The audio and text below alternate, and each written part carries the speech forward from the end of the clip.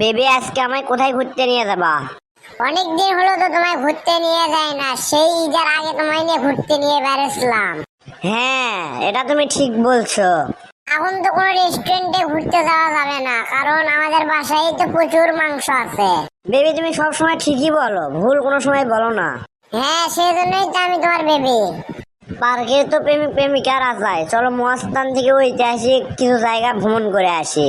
হ্যাঁ, ঠিকই বলছো তুমি, ওটা মুম্বাই থেকে একটু দূরে, তা চলো ওখান থেকে ঘুরে আসি।